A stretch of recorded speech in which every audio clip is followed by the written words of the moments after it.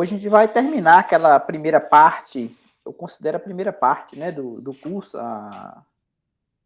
Bom dia, Sayuri, aquela parte em que a gente faz a introdução, falando a respeito de erros, né, cometidos no processo de aproximação, e hoje a gente vai terminar essa parte, por mais que a gente não vá cobrar essa parte, né, em lista, nem em prova, mas é para questão de conhecimento mesmo, para saber como é que o computador ele representa um número, para saber como que existem outras bases onde a gente pode fazer aritmética, né, somar, subtrair, não só a base 10, que é a base mais usual que a gente usa, né, que é a base decimal. Então, na aula de hoje, a gente vai falar de representação numérica, efeitos numéricos, cancelamento, propagação de erro, instabilidade numérica e mau condicionamento, ou seja, são vários conceitos que estão atrelados à questão do erro. Nós somos 5, eu acho que o pessoal de cálculo e análise numérica sempre aparece menos aluno do que o pessoal de equação diferencial, acho que é normal isso, na semana 1 também foi desse jeito, então vamos começar, se o pessoal for chegando, vai participando, de acordo com o que for chegando, né? Depois, se não der tempo, assiste depois lá no YouTube.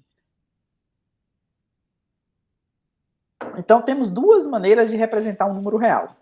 Então, as duas maneiras que a gente vai falar, essa aqui é a minha obsoleta, já quase que não utiliza mais, é a representação de ponto fixo, e essa aqui, ela é mais dinâmica, digamos, né? Ela é atual, né? É a representação em ponto flutuante. Aqui, para nós, talvez poderia ter trocado essa palavra ponto aqui por vírgula, né? Representação em vírgula flutuante. Por que vírgula flutuante? Porque geralmente a gente utiliza, vai fazer um número decimal, a gente coloca assim, ó, 0,375, né? A gente não coloca 0,375, né? Geralmente a gente utiliza vírgula, né? É o pessoal lá, os americanos, que utiliza essa notação, inverte o que a gente usa de ponto e vírgula. Se for colocar, por exemplo, o número 3.245,47. Aqui no Brasil a gente escreveria desse jeito, né? Lá nos Estados Unidos eles invertem, é 3,245,47. Troca ponto com vírgula de lugar, né, para representar o mesmo número. Então, representação em ponto flutuante e representação em ponto fixo. Como é que isso funciona? Como é que o computador entende, na verdade, essas entradas? Então, primeiro, em ponto fixo, a gente tá vendo aqui, ela é meio obsoleta, é um sistema usado no passado em muitos computadores, e se você pega um número real qualquer, ele vai ser representado dessa maneira. Quem são esses índices que aparecem aqui? Deixa eu dar mais um zoom aqui. Quem são esses índices que aparecem aqui? Ó? Primeiro, isso aqui é mais ou menos, por causa do o número pode ser positivo ou negativo, né? Um número diferente de zero, ele pode ser positivo ou negativo. Então, o que significa esses camaradinha que aparecem aqui? Esse número beta que aparece aqui é a base, tá vendo? É a base. Aqui eu coloquei até um exemplo para a gente poder exemplificar como é que seria esse ponto fixo, utilizando esse número, 1997,16. Aqui eu tenho esses xi aqui, que são os elementos, esse k e esse n, que são números, lógico, está no somatório, né? O k é menor do que n. Geralmente utiliza esse k menor do que zero para poder fazer a parte decimal. Aqui, por exemplo, começou no menos 2. Por que o menos 2? A gente vai ver que a gente precisa fazer esse vírgula 16, tá vendo esse vírgula 16 aqui do exemplo? Então, é por causa que o k é negativo. Então, o k pega desde o menos 2, menos 1, depois do zero, para poder fazer o valor posicional do número, né? Unidade, dezena, centena, unidade de milhar, e esses camaradas aqui são os camaradas decimais. Então, por isso que começa no negativo. Logicamente, esses dígitos aqui, se você está na base 10, por exemplo, os números que você vai utilizar são os números de 0 até 9. Então, logicamente, esses camaradas aqui são os xi, ou seja, eles são menores do que a base, né? Lógico, né? São menores que a base, que aparece aqui. Que mais? Miguel invadindo a aula aqui. Que mais? Aqui está um exemplo para poder mostrar a representação do ponto fixo e como que ele é armazenado no computador. Então, aqui eu tenho o número 1997,16. Então, aqui, esse aqui é o valor do N, esse aqui é o valor do K, lá da teoria, né? Esse XI aqui são os números que poderia ser 0, 1, 2 até o 9, né? São essas possibilidades. E esse camarada aqui são as potências da base, né? Como a gente viu, transformação de bases na aula passada, de base 10 para base 2, de base 2 para de Anne Caroline chegando. Bom dia, Anne. Da base 10 para octal, para hexadecimal. Então, tem as potências da base aqui para poder recuperar o número. Então, aqui, ó, se você pega o I variando de menos 2 até 3, então você vai ter exatamente o número 1997 escrito, estratificado, né, dessa forma. Ou seja, esse 1 aqui, ó, vai pegar o quando N for 3, quando N não, quando o I, né, o I varia de K até N. No caso aqui, o K vale menos 2, e o N vale 3. Então, o I varia de menos 2 até 3. Então, aqui eu tenho o quê? Eu tenho seis posições aqui, né? Um intervalo de 6 posições, né? Tem o menos 2, o menos 1, o 0, o 1, o 2 e o 3. Então, tem esses 6 potências aqui, que é exatamente essas potências que estão aparecendo aqui, ó. Tá vendo? Tá vendo essa parte negativa que comentei para vocês? Elas são responsáveis por fazer a parte decimal aqui, tá vendo? O 0,16. E como que a gente armazena? Armazena colocando numa lista. A lista, tá vendo? X menos 2, X menos 1, esse é o valor posicional do número, né? Ou seja, vai daqui desde o 1000 até o 0,01 vezes 6, né? Que é o último camarada aqui. Então, essa é a representação que a gente chama de ponto fixo. Alguma dúvida?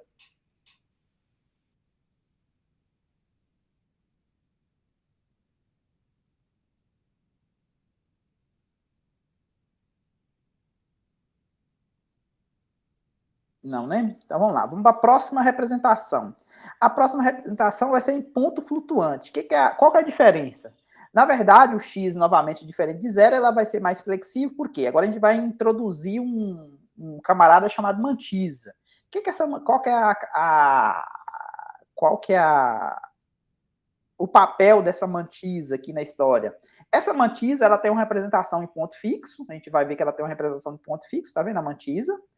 E esses DIs que aparecem aqui, eles fazem o papel do XI lá do ponto fixo. Então, isso aqui vai mostrar para a gente, por exemplo, quantos dígitos significativos a gente vai querer para poder representar esse número. Esse E que aparece aqui, esse expoente aqui, ó, ele vai de um valor M pequeno até um valor M grande. Então, você pode pegar, por exemplo, de menos 10 até 10. O que significa? Significa que se você tiver números que tiver potência, suponha que seja na base 10, né? O beta igual a 10. Por exemplo, se você pegar 10 elevado a menos 11, então aqui, ó, como o mínimo que ele vai pegar é 10, é menos 10, então esse camarada aqui vai estar um erro, não vai estar bem representado, vai ter uma representação que a gente chama de underflow, né? É como se fosse perdeu o dígito, né? Por não conseguir representar abaixo do menos 10. E se você tiver, por exemplo, um 10 elevado a 12, por exemplo, você também não vai conseguir, por quê? Porque o máximo que ele vai representar é elevado a 10, né? Que é o valor máximo de M aqui. Aí você vai ter o overflow, né? O over de para mais, né? O under para menos, no caso negativo. Então eu tenho esse ponto aqui representado, esse número real é representado em ponto flutuante dessa maneira. Vamos ver exemplos aqui na próxima página. Antes do exemplo, aqui está explicando quem são os elementos que aparecem lá, né? Esse camarada que eu falei para vocês, os DIs, né? Por padronização, a gente pega o primeiro camarada diferente de zero, para poder estar uma representação padrão ou normalizada, né? Tá falando aqui na observação, tá vendo? Em ponto flutuante, você pega sempre o primeiro dígito diferente de zero. Se você tiver, por exemplo, 0,01 vezes 10 ao quadrado, aí o que você faz? Para poder ficar na representação padrão, como esse camarada aqui está fazendo o papel do D1, esse aqui é o D1, esse aqui é o D2, aí você pega e passa a vírgula um pouco, passa a vírgula para frente, né? E aí coloca vezes 10 elevado a menos, elevado a 1, positivo. Diminui uma potência do 10, é o mesmo número, tá vendo? Mas esse aqui está padronizado, por quê? Porque o primeiro dígito que aparece aqui não é o zero, tá vendo? É diferente de zero, esse aqui é diferente de zero, enquanto esse aqui era igual a zero. Então, D1 vai ser sempre diferente de zero. Esses DIs aqui, como ele faz o papel do XI lá do ponto fixo, ele vai até o B a menos 1, tá vendo? E esse I que aparece aqui é a quantidade de dígitos que você vai querer no seu número. Se você vai colocar, por exemplo, o número 1997, que a gente viu, né? Vírgula 16. Isso aqui você pode colocar, por exemplo, 0,199716 vezes 10 elevado a quanto? Ao cubo, né? 16 vezes 10 elevado ao cubo. Quando você pega isso aqui e multiplica 10 elevado ao cubo? Não, a quarta potência, né? Elevado à quarta potência. Quando você pega isso aqui elevado a 10 elevado à quarta potência, você vai obter o mesmo número, beleza? Mas só que esse aqui está em representação padrão, tá vendo? Ele está com 0, tá vendo o primeiro camarada aqui diferente de 0, normalizado, digamos, beleza? Então, esse número aqui, 1997,16, você pode representar ele com 0,199716. Tá vendo que aqui, essa quantidade de dígito aqui, ó, 1, 2, 3, 4, 5, 6, é esse T aqui, ó. É a quantidade de dígito significativo que você quer. Por exemplo, quando você vai lá no GeoGebra e faz uma conta, vocês já viram aquela questão de colocar a quantidade de casas decimais depois da vírgula? Você pode colocar lá como 2, como 3, como 5, como 10, acho que vai até o 15 lá no GeoGebra. É exatamente a quantidade de dígitos significativos que você vai querer. Depois a gente vai ver que isso aqui vai influenciar em propagação de erro. Quando a gente faz operação, por exemplo, subtrair, né, um número do outro, dependendo da quantidade de casas decimais, vai acontecer isso. Vai ter essa propagação de erro. Que mais? Aqui eu tinha comentado para vocês, o expoente ele varia entre o número mínimo, né, e o máximo, beleza? Que mais? O número 0, ele sempre vai pertencer a qualquer sistema, ele é representado com a mantisa, você pega a mantisa D igual a 0, né? Aqui, ó, a fórmula padrão é essa aqui, ó. Então, se você pegar o D igual a 0, você vai zerar tudo, né? Ou seja, mais ou menos 0 vezes beta elevado a qualquer base, né? Elevado a qualquer expoente, vai dar 0, né? Porque você está pegando o D igual a 0, então o 0 vai ter representado dessa maneira. Aqui tem alguns exemplos, tá vendo? Como faz para representar, está na base 10, para colocar na forma normalizada, sempre tem que ficar E0,35 aqui, já está ok, tá vendo? Ele já está na forma ok dele, tá vendo? Esse aqui já não tá o 5. O que acontece? Você tem que colocar nessa fórmula, ou seja, sempre tem que ficar o valor de menos você conserva, e aí você tem que pegar uma casa para... você tem 5 aqui, né? Você está pegando a vírgula, passando uma casa para a esquerda. Então, se você passa uma casa para a esquerda, você está dividindo por 10. Para você equilibrar, você multiplica por 10. Tá vendo? Vezes 10 elevado a 1 é o mesmo número. Aqui, o que você vai fazer? Tá vendo que tem 3 zeros? Você vai ter que romper a vírgula 3 casas. Se você rompe a vírgula 3 casas, aí o que acontece? Você tem que pegar esse número aqui e multiplicar por 10 elevado a menos 3. Aqui, ó, você vai pegar duas casas. O que vai ficar? 123 vezes 10 elevado a menos 2. Beleza? É o mesmo número. Aqui, o que você vai fazer? Você vai ficar com 0,53913 vezes 10 elevado. Agora você veio para cá, ó, 4 casas. Então, você tem que multiplicar por 10 elevado a 4, né? Para poder a vírgula vir para sair daqui e vir para cá, que é o original. Ficou claro, gente? O ponto flutuante?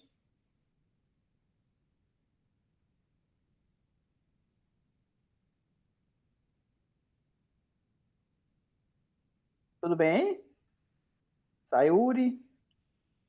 Anne?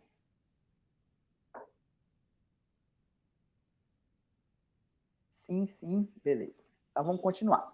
Ah, tá. Como é que a gente faz para fazer conta, né? Aqui tem umas contas chatinhas para fazer.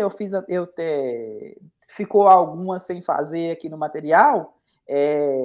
Eu até fiz, eu acho que eu fiz, não sei se esse arquivo salvou as alterações que eu fiz ontem à noite. Tem algumas contas que a gente vai fazer para ponto flutuante. Então a gente pode fazer adição, subtração, multiplicação, tá vendo? Aí o fato de você arredondar, né, pelo fato do arredondamento pode ser feito em cada operação, então, essas operações aritméticas, elas podem não ser associativa e nem distributiva.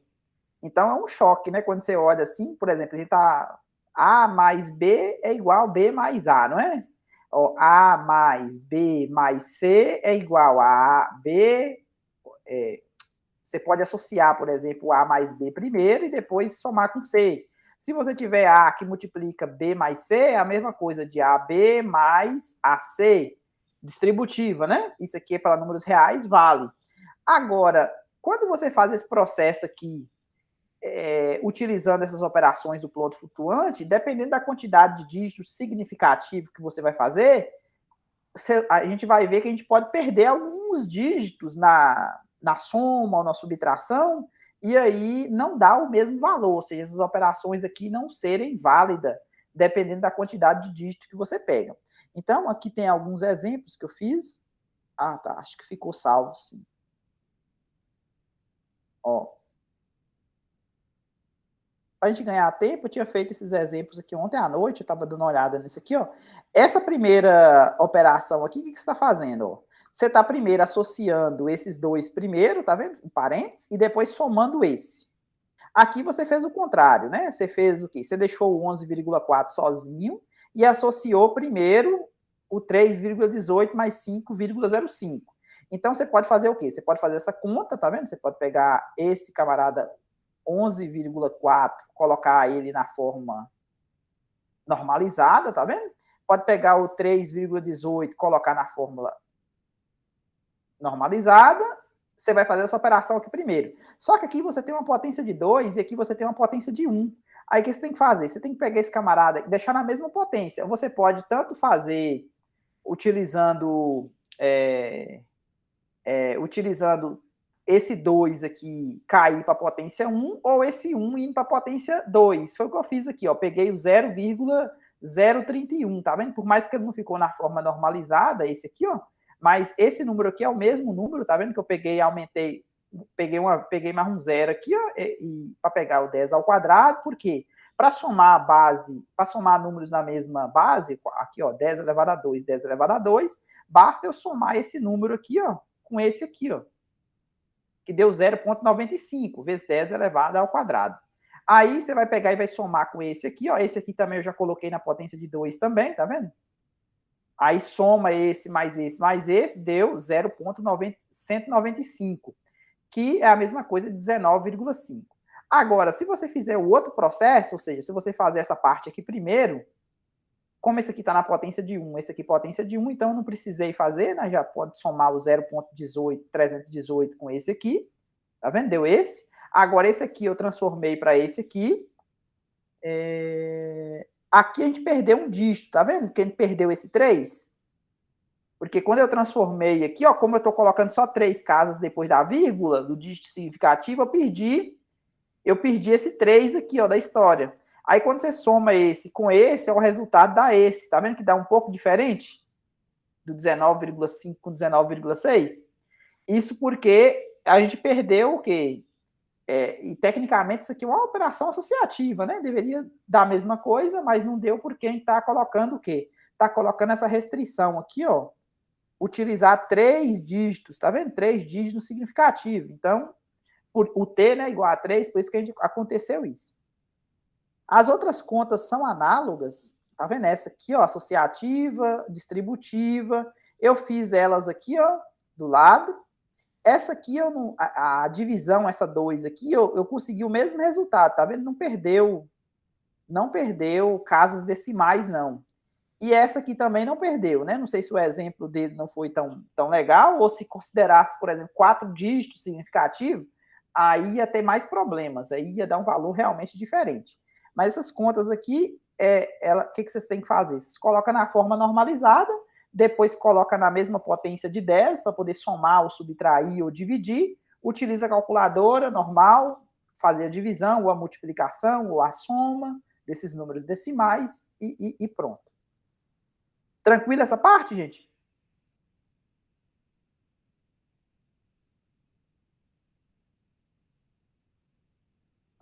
Beleza, então.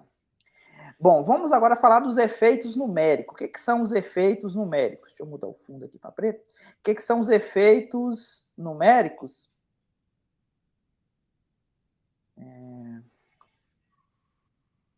Bom, o que é os efeitos? Quais são os efeitos numéricos que a gente vai causar com essa aproximação? Então, aqui eu citei 4, tá vendo? Dos efeitos numéricos. Então, além dos problemas de erros causados pelas operações aritméticas, existem certos efeitos numéricos que contribuem para o resultado obtido não tenha crédito, ou seja, tem um valor diferente daqueles que seriam os verdadeiros. Então, tem o cancelamento, propagação de erro, estabilidade numérica e mau condicionamento. Então, vamos falar de cada um deles um pouco. Começando com o cancelamento. Bom, cancelamento. Aqui eu falo um pouco da teoria e depois eu mostro um exemplo de como que isso funcionaria. Bom, então vamos pegar a aritmética do ponto flutuante e suponha que você queira subtrair dois números, né? X de Y. Beleza? Tá. Então, se normalizarmos o número obtido, veremos que ao mover os dígitos para a esquerda, de tal forma que o primeiro seja diferente de zero, assim uma quantidade de dígito igual a zero aparece no final. Imagine que esses camaradas eles têm o mesmo expoente. Se eles têm o mesmo expoente, significa que eles são um número próximo do outro. Então, quando você subtrai um número próximo um do outro, vocês concordam que vai dar um resultado próximo de zero? Concorda? Beleza, então é isso que acontece. Então, esse negócio de cancelamento aqui, o erro pode acontecer exatamente por causa disso. Assim, uma quantidade de dígitos iguais a zero aparece no final da mantisa do número normalizado, né? Então, esses zeros não têm significado algum. Então, para vocês verem esse exemplo aqui, ó. Imagine que você pegou o x como sendo 9.887 e pegou o y como sendo 9.875. Logicamente, se você fosse fazer a subtração deles dois, são números muito próximos do outro, né? A diferença só de uma unidade. Mas aí ele está falando para você extrair a raiz desses números e calcular a diferença. Tá, aqui fez a conta, tá vendo? Ó, quando você pegou esse número e... Esse aqui é o x da história, né? Calculou, fez lá na calculadora, você obteve esse número aqui, ó, normalizado. Tá vendo que ele está normalizado já? E aqui tem 3, 6, 10 casa depois, o t aqui, né? O t igual a 10. Tem 10 algarismos significativos. Fez a mesma conta para a raiz de 9.875, obteve esse número aqui, ó. Esse número aqui, tá vendo que eles têm o mesmo expoente? Então, quando você vai subtrair um do outro, você vai subtrair esse número desse aqui, ó, menos, vai fazer a subtração, esse menos esse. Olha o que acontece. Você ficou com 4 zeros, tá vendo? Ó, tá vendo até a quarta casa aqui, ó. Esses números são idênticos, ó. Aí, quando você for normalizar esse camarada aqui, ó, você vai ter que pegar essa vírgula, passar aqui para frente, ó, o que aconteceu? Quando você faz isso, você vai ter só o 42, não é isso? Para poder pegar os 10 dígitos, você tem que completar com zeros, tá vendo? Então, você ficou, em vez de 10 algarismos, 10 dígitos significativos, você ficou só com 6.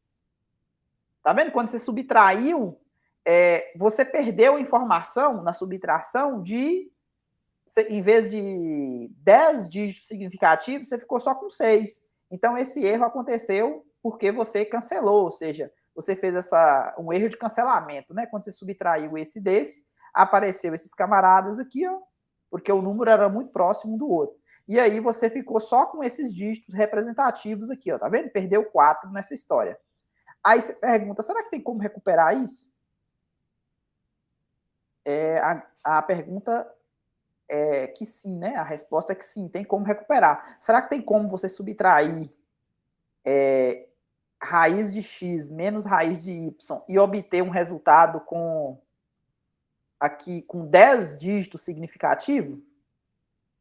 Em vez de 10 elevado a menos 2, acho que tá nessa casa aqui do 10 elevado com 10 dígitos significativos? A resposta é sim, né? Aí eu vou considerar essa expressão aqui, ó, essa aqui, quando você multiplica, realmente é a mesma coisa. E aí eu vou refazer essa conta dessa maneira. Ou seja, eu quero resolver esse problema, eu estou transformando a resolução desse problema do lado esquerdo em resolver o problema do lado direito. Então, quando você faz essa conta aqui, ó, que beleza, ó. Quando você faz essa conta aqui, ó, logicamente você tem que fazer um bocado de conta aqui. Esse 1 aqui você tem que considerar 0,1 vezes 10 elevado a 1 positivo, né, para poder ficar na forma normalizada. Vamos colocar o 0, esse número que a gente já tem lá em cima, né, 0,5 alguma coisa, mais o outro número, 0,5 alguma coisa, faz a conta, ou seja, soma esses dois aqui na mesma potência, depois divide esse camarada pelo camarada aqui de baixo na mesma potência, aqui vai estar vezes 10 elevado a quanto? A 2 ou... vai estar 10 elevado a 2, né? Ó, 10 elevado a 2. Então, se é 10 elevado a 2, aqui você vai ter que escrever esse camarada aqui como sendo 0,01 vezes 10 ao quadrado, tá vendo? Para poder ficar todo mundo na potência de 2, aí você vai fazer a divisão, vai fazer essa soma desse com esse na potência de 2. Aí vai ter um número aqui, né? Vai dividir esse por esse para poder encontrar esse número aqui, ó. Ficou claro? A gambiarra que precisou ser feita para poder recuperar os 10 dígitos?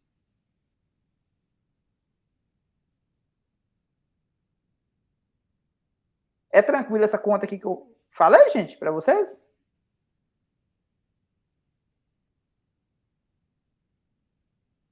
Beleza, então. O outro exemplo, resolver a equação. Aqui eu tenho uma equação polinomial de grau 2 para encontrar as raízes, beleza? Aí usa Bhaskara, né?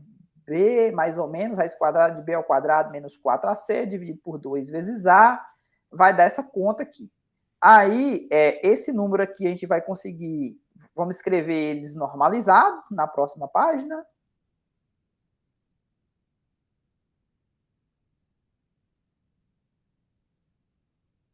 Então, o x1 aqui vai ser 817, que é o B, né? Mais esse camarada aqui é a raiz quadrada desse número aqui, ó, 667.487. Pode fazer na calculadora, encontrou esse valor. Aqui você vai escrever normalizado, né? 0,817 vezes 10 elevado ao cubo, mais a mesma coisa, né? 816, tal, essas casas todas aqui vezes 10 ao cubo. Vai somar esse camarada com esse aqui, né? Vai encontrar esse aqui. E aí, vai fazer isso por x1, vai fazer isso aqui por x2, só que agora você vai subtrair. Quando você subtrair esse desse aqui, ó, você vai ver que você vai encontrar um número pequeno, tá vendo? Porque eles são muito próximos um do outro. Aí, o que acontece? Os 6 zeros da mantisa, tá vendo esses camaradas aqui, ó? Os 6 zeros da mantisa da segunda raiz, ó, são resultado do cancelamento. Lembra do exemplo anterior? Quando você fez um número muito próximo um do outro, quando você faz a subtração, você perde o quê? Você perde o significado. A pergunta é, será que tem como a gente recuperar essa segunda raiz aqui, utilizando a mesma quantidade de casas significativas da primeira raiz? A resposta, de novo, é sim. E aí a gente vai utilizar o fato que a gente sabe lá do ensino médio, que a multiplicação das duas raízes, né, x' vezes x duas linhas, na verdade era C sobre A, né, a fórmula. A soma das raízes era menos B sobre A ou sobre 2A? Vocês lembram disso aí? Quando você soma, acho que menos B sobre 2A, eu acho. Quem lembra de cabeça aí? Se você pegar B mais ou menos raiz... B mais raiz de delta dividido por 2A e somar com... que é menos, né? Menos B menos raiz de delta dividido por 2A, somar x1 com x2, x' com x2', né? Vai ficar menos 2B.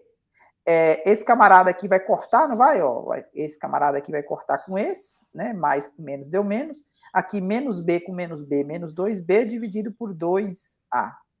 Então, é menos B sobre A só. Menos B sobre A. Mas isso aqui a gente não vai utilizar, né? O que a gente vai utilizar é esse aqui, a multiplicação das raízes. O A aqui era 1, né? O A aqui era 1. E o B é 2, né? O B não, o C é 2, né? Então, aí, como eu tenho o x1 eu tenho aqui, não tem? X1 eu tenho aqui. Esse aqui é o valor do x1. Aí você tem que pegar esse número aqui, pegar 2. O que é o 2? Como que está na potência de 3, você vai ter que colocar assim, né? Dividido por esse número aqui. Todo mundo é elevado a 3, né? Aí você vai dividir esse número aqui, ó, por esse número aqui. E aí você vai encontrar o x2 com todas as casas possíveis, né? Com todos os dígitos corretos. Ficou claro, gente?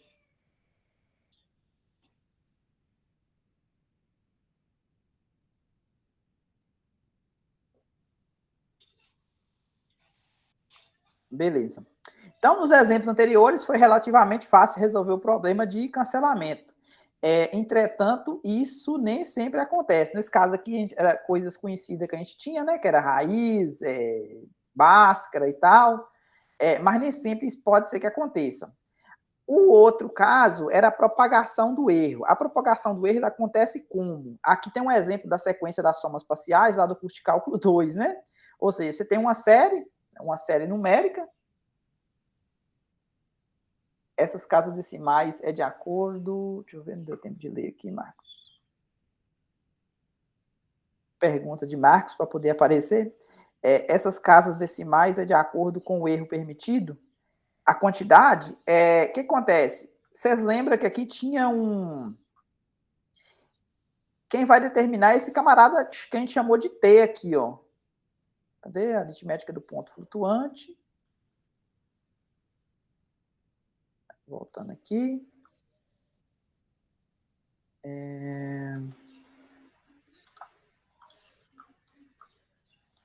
Aqui, ó. Esse T aqui é a quantidade de dígitos significativos. Então, o que acontece? Geralmente o problema vai te pedir para saber quantas casas decimais você precisa. E aí, a questão do erro, que você perguntou aí, em alguns problemas, quando estiver trabalhando, por exemplo, para encontrar zeros de raízes, ou lá quando estiver estudando Gauss-Seidel para resolução do sistema linear, ou interpolação, vai te dar um erro, e aí você vai ter que fazer as iterações até conseguir ficar menor do que aquele erro, entendeu? Então, mas aqui nesse caso aqui, a questão da quantidade de casas decimais está relacionado com a quantidade de dígito que eu quero a precisão, por exemplo, de raiz de 2. Eu quero calcular a raiz de 2 com precisão de 5 casas depois da vírgula.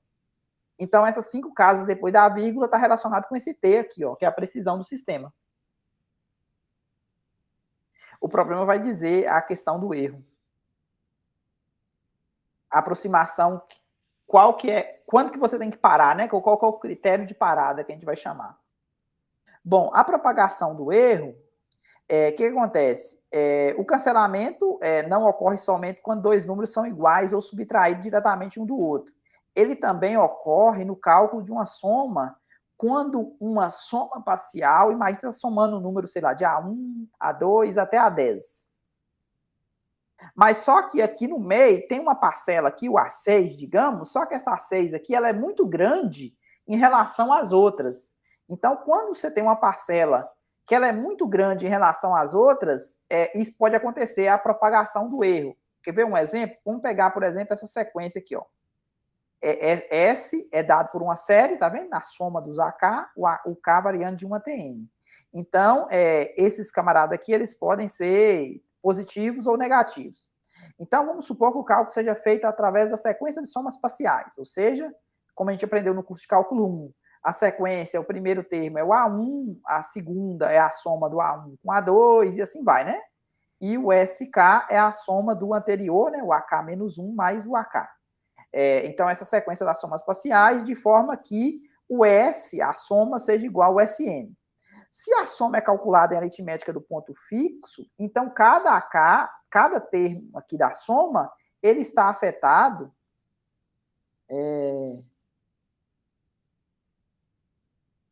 de algum erro, os quais são limitados por algum epsilon, que o Marcos tinha, inclusive, até perguntado, né? Tipo assim, isso aqui é dado, né?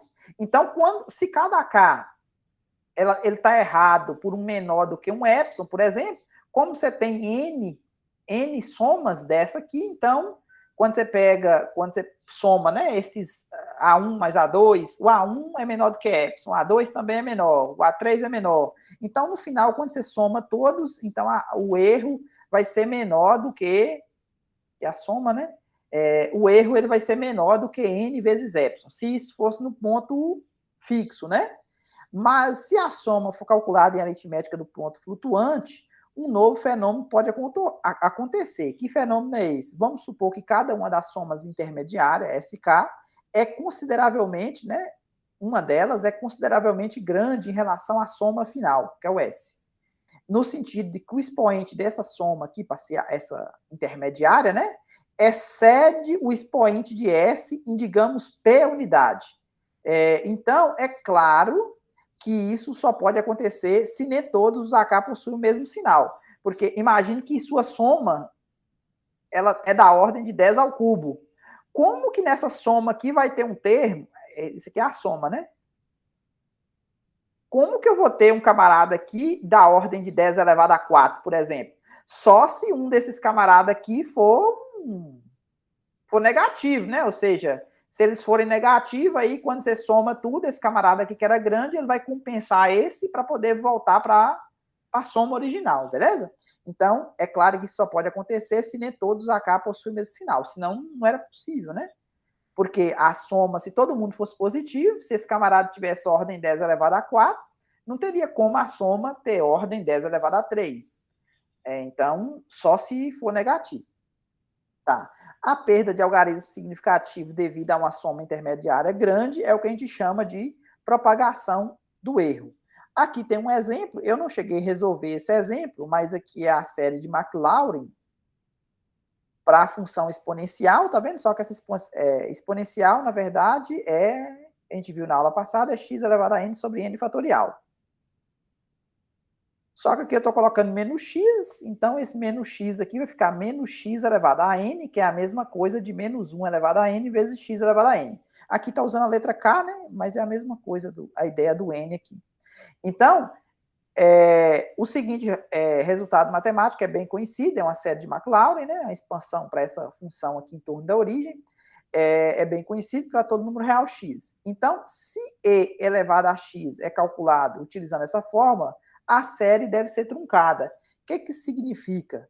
Está utilizando um erro de truncamento e isso vai ter uma propagação de erro, porque não tem como você calcular os infinitos termos da série numérica. Então, você vai ter que truncar, você vai ter que parar em um K igual a 10, a 15, né?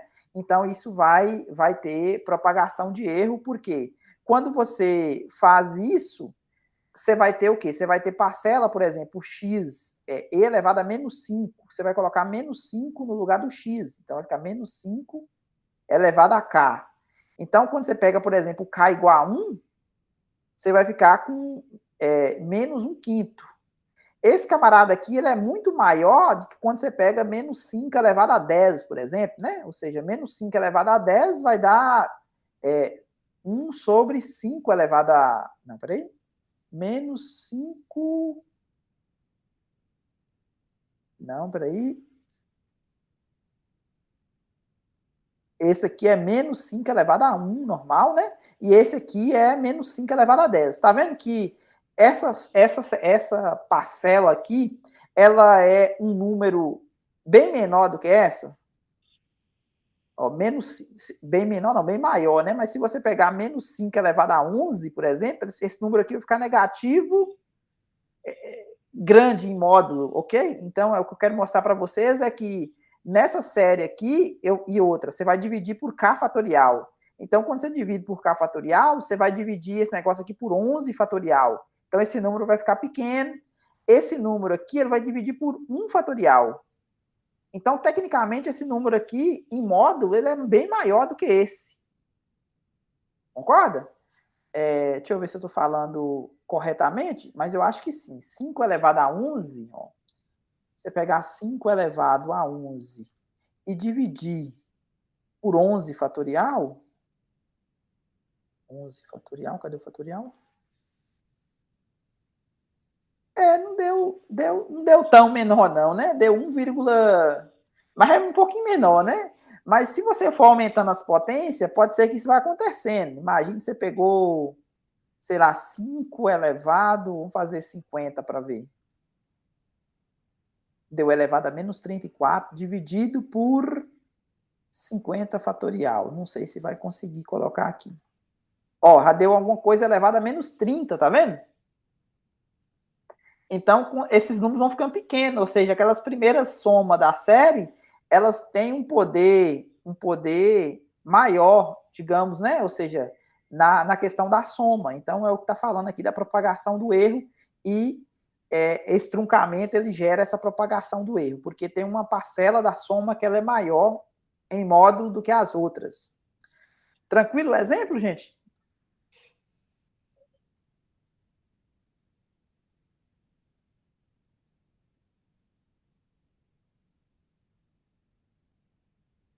Tranquilo ou não?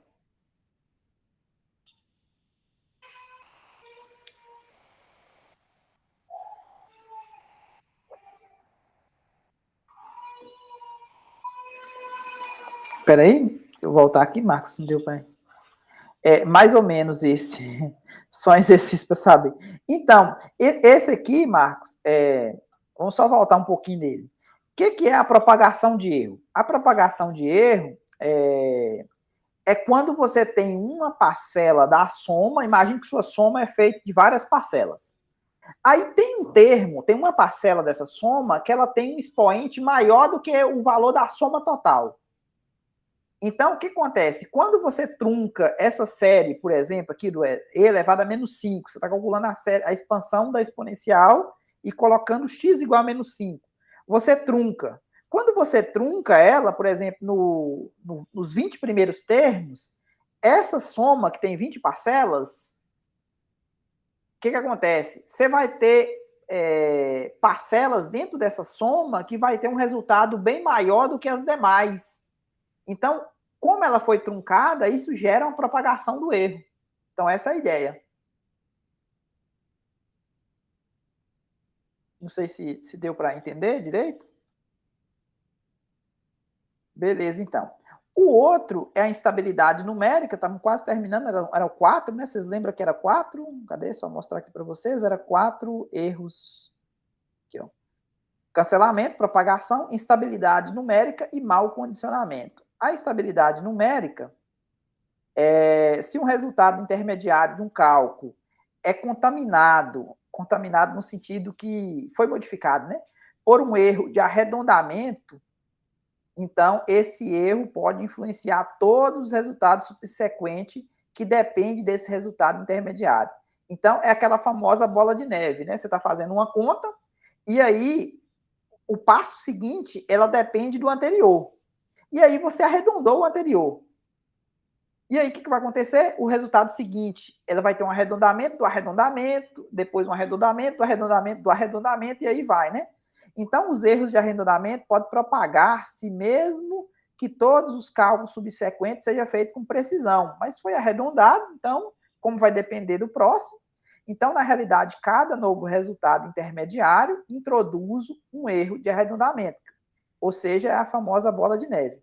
É de se esperar, portanto, que todos os erros influenciem no resultado final. Então, numa situação simples, como o caso de uma soma, o erro final pode ser igual à soma de todos os erros intermediários. Então, como a gente calcula o erro total aí? Você pega o erro intermediário de todos os passos que você teve e soma, né? Para saber a quantidade do erro total. Entretanto, os erros intermediários podem, algumas vezes, cancelar uns com os outros. No mínimo, parcialmente. Em outros casos, imagine que você estava fazendo uma conta assim, ó, deu 2,325,6,7, e aí você queria, sei lá, 4 casas depois da vírgula. Aí você concorda que isso aqui ia ficar 2,325, aí esse 6 aqui ia virar um 7, não ia? Você arredondou, né? Mas aí, em outro processo lá, você ia ter assim, 2, o original, né? 3, 5, 3, 2.000, aqui, 2.000, tal. Não, peraí, 2.000, 2, não, peraí, fiz conta errada aqui. 2, assim, né? 2,23, vamos colocar um 3 aqui. E aqui um 2. Se você vai arredondar para 3 casas depois da vírgula, esse camarada aqui não vai ser alterado, pois vai? Mas você deixou de somar, no original você deixou de somar essa casa aqui, não deixou? E nessa aqui você aumentou esse dígito, não aumentou? Então, de alguma maneira, uma coisa vai compensando a outra, não vai? É o que está falando aqui, ó. Os erros intermediários podem, algumas vezes, cancelar-se uns outros, no mínimo, parcialmente. Em outros casos, tal como em processos interativos,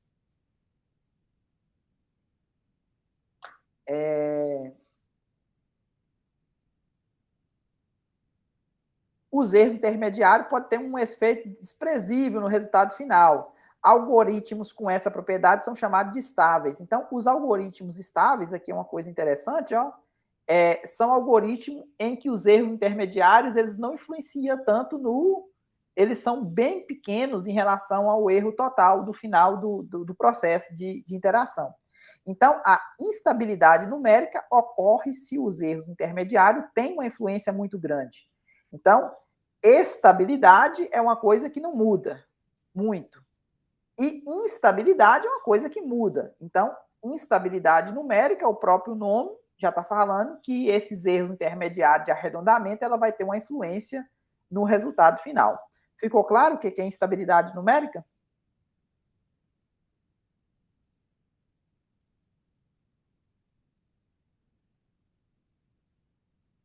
Tranquilo isso, né? O último também é bem tranquilo. O que é o mau condicionamento? Né? O mau condicionamento é que eu dei um exemplo de um sistema linear, inclusive. Então, o que acontece? Onde que vai aparecer esse mau condicionamento? A maioria dos processos numéricos segue da seguinte linha. Ou seja, você tem os dados, aí os dados são processados de acordo com um plano pré-estabelecido, ou seja, você vai montar um algoritmo para poder lidar com esses dados e depois você vai colher os resultados desses dados. Então, analisaremos a seguir problemas onde os resultados dependem continuamente dos dados. Esse tipo de problema é chamado de problema bem posto. O que significa isso? A iteração seguinte ela tem a ver com a anterior. Então, um problema que não depende dos dados anteriores é chamado de problema mal posto, né? Então, vamos analisar como as perturbações nos dados, eles podem influenciar ou não os resultados. Olha esse sistema linear, bem simplesinho, tá vendo? A solução também é bem simples.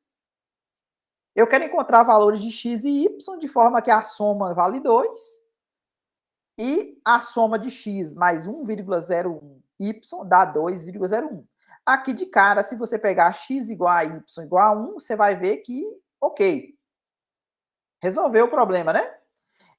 Então, agora, se você pega isso aqui, ó, e troca esse dado inicial, ou seja, se o número 2,01 da segunda equação é mudado para 2,02, aí já muda completamente a solução do problema. Ó, se você tem o x igual a 1 e o y igual a 1, não vai satisfazer mais. Agora quem vai satisfazer é o x igual a 0 e o y igual a 2. Por quê? Porque 0 mais 2 vai dar 2 e 0 mais 2 vezes 1,01 vai dar 2,02. Ok, né? Ou seja, agora você resolveu o problema. Portanto, uma pequena mudança nos dados produz uma grande mudança do resultado. Ou seja, você mudou 2,01 para 2,02, você saiu de uma solução 1,1 para uma solução 0,2. Os valores de x, y, né? Que era a solução do sistema. Então, portanto, esse tipo de problema é chamado de problemas mal condicionados. Por que mal condicionado? Porque mudanças pequenas nos dados de entrada produz grande interferência no resultado do algoritmo. Tranquilo, gente? O que eu tinha preparado para a aula de hoje é isso. Dúvidas?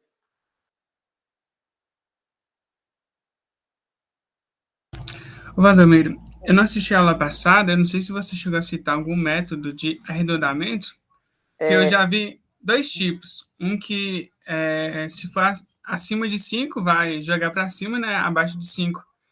permanece. E tem outro método que é internacional, no qual, se for 5, já joga para cima, Joga para independente. cima. Uhum.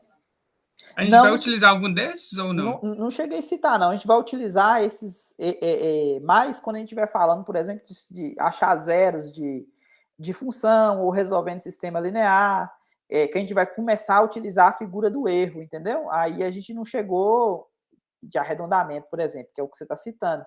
Mas como a gente não entrou em nenhuma teoria ainda de cálculo numérico, a gente está falando só a respeito dos erros, onde que eles podem acontecer e como que eles ocorrem, então, na verdade, eu não falei de nenhum especificamente na teoria de cálculo numérico, porque a gente não entrou ainda no conteúdo propriamente dito, né, de resolução de raízes, ou de sistema linear, ou de interpolação, ou de integração numérica, né, que a gente vai ver, ou solução de EDO, né, então a gente não, como a gente não citou ainda essa parte, a gente vai fazendo no decorrer das semanas, então por isso que não foi citado ainda qual, mas possivelmente a gente vai utilizar esse primeiro que você citou aí. E se for o 5, a gente mantém o 5 mesmo. Beleza. Mais alguma coisa, gente?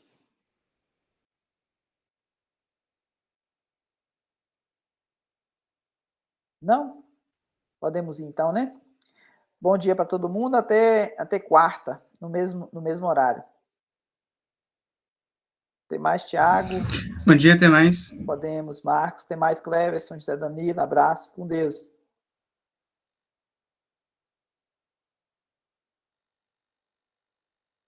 Anne, até mais.